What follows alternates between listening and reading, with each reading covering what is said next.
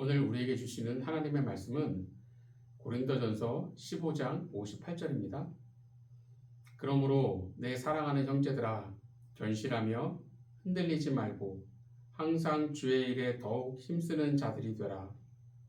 이는 너희 수고가 주 안에서 헛되지 않은 줄 알미라. 아멘.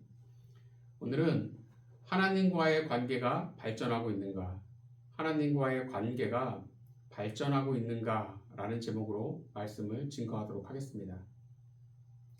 나태주 시인의 풀꽃 2라는 제목의 시가 있습니다. 내용은 이렇습니다. 이름을 알고 나면 이웃이 되고, 색깔을 알고 나면 친구가 되고, 모양까지 알고 나면 연인이 된다. 이 시에서는 관계가 발전하는 세 단계를 말하고 있습니다. 이웃에서 친구로, 친구에서 연인으로. 첫 단계는 이름을 알고 나면 이웃이 된다는 거예요. 이름을 안다는 것은 이런 사람이 있구나 라고, 이러한 사람이 있다는 것을 단순히 아는 단계입니다. 두 번째 단계는 색깔을 알고 나면 친구가 된다는 거예요. 여기서 색깔을 안다는 것은 마음을 이해한다는 뜻으로 서로 마음을 주고받는 단계를 뜻합니다. 마지막 세 번째 단계는 모양까지 알고 나면 연인이 된다는 겁니다. 모양을 안다는 것은 상대의 진짜 모습을 안다는 겁니다. 상대의 숨겨진 상처라든지, 상대가 얼마나 따뜻한 사람인지, 상대의 깊은 내면까지 아는 단계입니다. 그러면 지금 하나님과 나의 관계는 이웃, 친구, 연인 중 어떤 단계에 속해 있을까요? 하나님과 우리의 가장 이상적인 관계는 깊은 내면까지 서로 나누는 연인의 관계입니다. 최소한 마음을 나누는 친구 단계까지라도 가야 한다는 거죠. 그런데 실상은 어떨까요? 교회에는 다니는데 하나님이 친구도 아니고 연인도 아니고 단지 이웃일 뿐입니다. 하나님이 계시구나, 하나님은 이런 분이시구나, 그렇게 하나님이 계시다는 것만 아는 단계에 머물러 있는 딱 거기까지인 관계입니다. 더 이상 관계가 발전하지 않아요. 히브리서 5장 12절을 보겠습니다.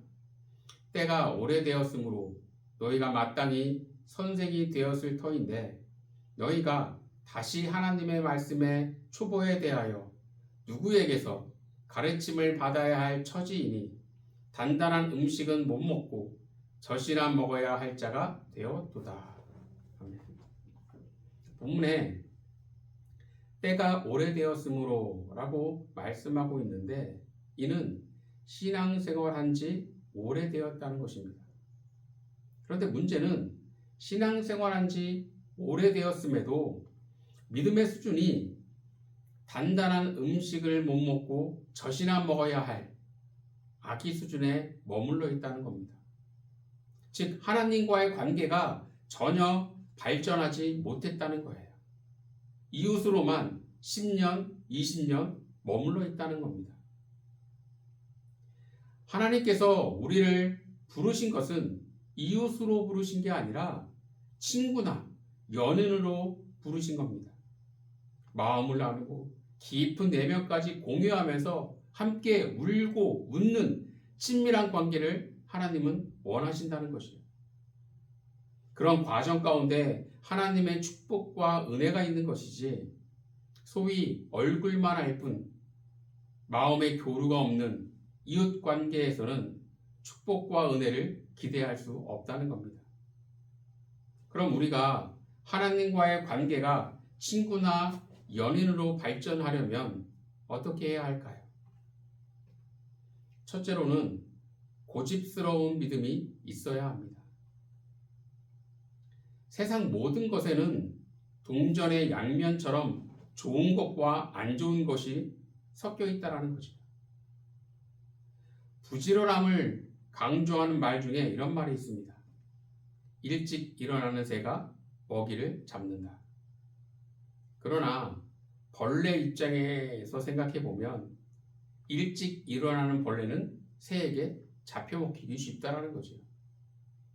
일찍 일어나는 부지런함 속에 좋은 점과 안 좋은 점이 섞여 있는 겁니다. 또 열심을 강조하는 의미로 구르는 돌에는 이끼가 끼지 않는다라는 말이 있어요. 그러나 구르는 돌에 이끼는 끼지 않을지 모르지만 먼지는 날린다라는 겁니다. 좋은 점과 안 좋은 점이 섞여 있다라는 거죠. 아무리 좋은 것도 상황에 따라서는 안 좋은 것이 될 수 있고 장점이 때에 따라 단점이 될 수도 있습니다. 그래서 상황에 따라 적용하는 것이 달라지는 유연함이 있어야 한다고 사람들은 말합니다. 그러나 이것은 어디까지나 세상 일에 적용되는 것이지 신앙에까지 이것을 적용해서는 안 된다라는 거예요. 많은 그리스도인이 어느 때는 믿음을 앞세운 선택을 하고 어느 때는 믿음 없음을 선택을 하게 됩니다. 이렇게 그때그때 달라지는 선택을 하면서 유연함이라는 말로 포장을 합니다. 그러나 믿음은 상황에 따라 달라지는 것이 아닙니다. 믿음은 유연함이 아니라 고집스러움입니다. 다니엘이 기도와 사자굴 둘 중에 하나를 선택해야 하는 상황에서 유연함을 보였다면 우리가 아는 다니엘은 없었을 거예요. 신앙과 관련해서 다니엘은 언제나 고집스러운 믿음이 있었습니다. 요셉은 보디발 아내의 유혹이냐 믿음이냐 둘 중에 하나를 선택해야 하는 상황에서 고집스럽게 믿음을 선택했습니다. 반대로 베드로는 예수님이냐 도망가느냐 둘 중에 하나를 선택해야 하는 상황에서 유연함을 선택했기에 예수님을 배신했어요. 우리는 신앙과 관련해서 유독 유연해지는 경우가 많습니다. 그러나 성경은 고집스러움을 말씀하고 있어요. 오늘 본문 58절을 보겠습니다. 그러므로 내 사랑하는 형제들아 견실하며 흔들리지 말고 항상 주의 일에 더욱 힘쓰는 자들이 되라. 이는 너희 수고가 주 안에서 헛되지 않은 줄 알미라. 사도 바울은 고린도 교회 성도들에게 견실하며 흔들리지 말고 라고 말씀하고 있어요. 즉 신앙과 관련해서 흔들리지 않는 견실함, 그 고집스러움이 있어야 한다는 겁니다. 그때그때 달라지는 상황에 따라 흔들리는 것이 아니라 고집스럽게 믿음을 앞세우는 수고가 있어야 한다는 거예요. 하나님과의 관계가 발전하지 못하는 이유가 여기에 있는 겁니다. 믿음은 유연함보다는 고집스러움인데 하나님과의 관계가 이웃 단계에 머물러 있으면 신앙과 관련한 고집스러움이 필요가 없어요. 상황에 따라 흔들리며 왔다 갔다 하는데 왜 고집을 피우겠습니까? 그러니 하나님과의 관계가 발전하지 못하는 거지. 바라기는 신앙과 관련해서 고집스러움이 있길 소원합니다. 흔들리고 왔다 갔다 하는 모습을 유연함이라는 말로 포장하지 말고 고집스럽게 믿음의 선택과 믿음의 길을 가는 가운데 하나님과의 관계가 친구로 연인으로 발전하는 저와 여러분이 되기를 간절히 축원합니다. 두 번째로 하나님과 우리의 관계가 발전하려면 하나님의 뜻에 맞는 삶의 태도가 있어야 한다는 거예요. 옛날에 그 왕을 즐겁게 해주는 광대가 있었습니다. 그러던 어느 날 광대가 큰 실수를 하고 말았어요. 왕은 큰 화를 내며 당장 광대를 처형하겠다고 했습니다. 그런데 그동안 왕을 즐겁게 해준 공적이 있으니 모래시계의 모래가 아래로 다 떨어질 동안 어떻게 죽고 싶은지 그 방법을 광대가 직접 정하라고 했어요. 얼마 후 모래시계의 모래가 아래로 다 떨어졌습니다. 왕은 광대에게 어떻게 죽을지 방법을 정했느냐고 물었어요. 그러자 광대가 이렇게 대답했습니다. 저는 늙어 죽는 것으로 정했습니다. 광대는 지혜로움으로 살아났다는 거예요. 지혜와 지식은 다릅니다. 지식은 배우거나 경험을 통해 아는 것, 그것을 뜻하지만 지혜는 상황을 제대로 이해하고 알맞게 처리하는 능력을 말합니다. 과거에는 지식 많은 사람을 우대했지만 이제 세상이 달라졌어요. 지금은 상황을 제대로 이해하고 그것을 알맞게 처리하는 지혜로운 사람을 우대합니다. 그런 점에서 우리는 지혜로운 사람이 되어야 한다는 거예요. 성경에서도 지혜를 강조합니다. 그런데 성경에서 말씀하고 있는 지혜는 세상에서 말하는 지혜와 좀 다르다는 거예요. 그럼 성경에서는 지혜를 어떻게 말씀하고 있을까요? 성경이 말씀하고 있는 지혜는 하나님의 뜻에 맞게 살아가는 삶의 태도를 말합니다. 야고보서 3장 17절을 보겠습니다. 오직 위로부터 난 지혜는 첫째 성결하고 다음에 화평하고 관용하고 양순하며 긍휼과 선한 열매가 가득하고 편경과 거짓이 없나니. 본문에서는 지혜를 성결, 화평, 관용, 양순, 긍휼, 선한 열매 이런 것들로 표현하고 있어요. 이런 것들은 하나님께서 우리에게 원하시는 삶의 태도이고 우리는 하나님의 뜻에 맞게 그러한 모습들을 보이는 삶의 태도가 있어야 한다는 겁니다. 이것이 그리스도인이 가져야 할 지혜로움이라는 거예요. 마태복음 25장에 보면 열처녀의 비유가 나옵니다. 예수님은 10명의 처녀들에 대해 이렇게 말씀하셨어요. 마태복음 25장 2절을 보겠습니다. 그 중에 5은 미련하고 5은 슬기 있는 자라. 슬기 있다는 것은 지혜롭다는 것이고 미련하다는 것은 지혜로움이 없다라는 뜻입니다. 지혜로운 5처녀는 상황을 제대로 이해하고 미리 등과 기름을 준비했어요. 그러나 지혜롭지 못한 5처녀는 상황을 제대로 이해하지 못해 미리 등과 기름을 준비하지 못했습니다. 즉 예수님은 이 비유를 통해 이 땅에서 미리 천국에 대한 준비를 잘 해나가는 삶의 태도를 갖는 지혜로운 자가 되라는 것입니다. 누가복음 12장에 보면 어리석은 부자의 비유가 나옵니다.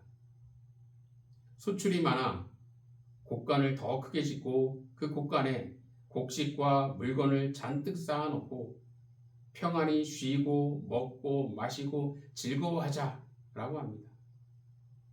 그런데 이것은 지혜롭지 못한 것이었어요. 하나님께서는 쌓아놓고 자신을 위해 쉬고 먹고 마시고 즐거워하라고 많은 소출을 허락하신 게 아닙니다. 그래서 예수님은 이 부자를 향해 어리석은 자여 라고 말씀하셨어요. 즉 지혜롭지 못하다는 겁니다.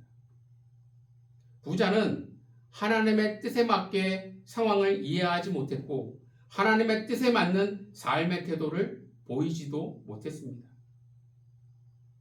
오늘 본문 58절을 우리 다시 한번 보겠습니다.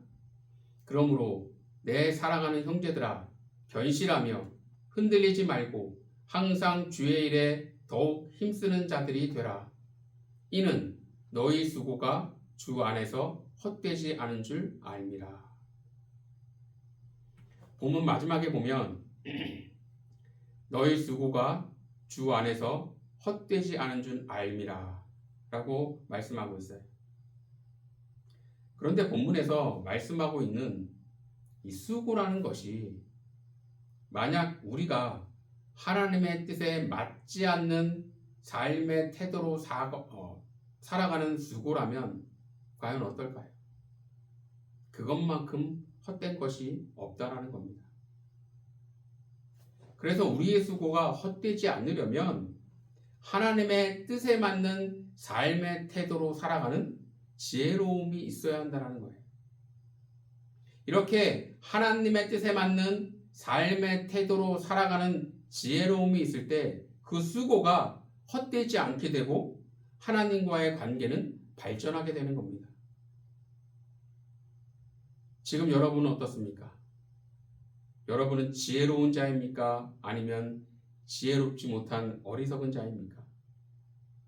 우리는 미련한 다섯 처녀나 어리석은 부자와 같은 지혜롭지 못한 삶의 태도로 살아서는 안 된다는 거예요. 그런 삶의 끝은 심판밖에 없습니다. 관계가 발전하려면 전화통화도 해야 하고 같이 밥도 먹고 여행도 같이 가면서 시간을 나누고 마음을 나눠야 관계가 발전합니다.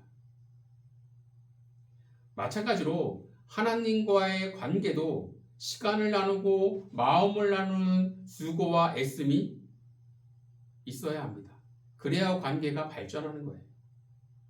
그럼 구체적으로 어떤 수고와 애씀이 있어야 하나님과의 관계가 발전할까요? 첫째는 고집스러운 믿음을 가져야 하고, 둘째는 하나님의 뜻에 맞는 삶의 태도를 가져야 합니다. 이 두 가지의 수고와 애씀이 있어야 하나님과의 관계가 친구로, 연인으로 발전하는 겁니다. 이것을 잊지 마시고 하나님과의 관계가 발전하는 가운데 하나님과 친구로, 연인으로 늘 함께하는 저와 여러분이 되기를 간절히 축원합니다. 기도하겠습니다. 하나님, 지금 우리는 하나님과의 관계가 어떤 관계입니까? 친구로, 연인으로 발전하는 관계인지 우리의 믿음과 신앙을 점검하게 하여 주시고 늘 주님 보시기에 부끄럽지 않은 믿음의 백성 될 수 있도록 저희들을 붙잡아 주시옵소서. 고집스러운 믿음이 있기를 원합니다. 하나님의 뜻에 맞는 삶의 태도가 있기를 원합니다. 하나님, 그러한 모습으로 늘 주님과 함께하는 자 되게 하여 주셔서 주님과 마음을 나누고 시간을 나누는 그러한 귀한 관계 될 수 있도록 주님께서 붙들어 주시옵소서. 모든 것 주님을 의지하오며 예수님 이름으로 기도드리옵나이다. 아멘.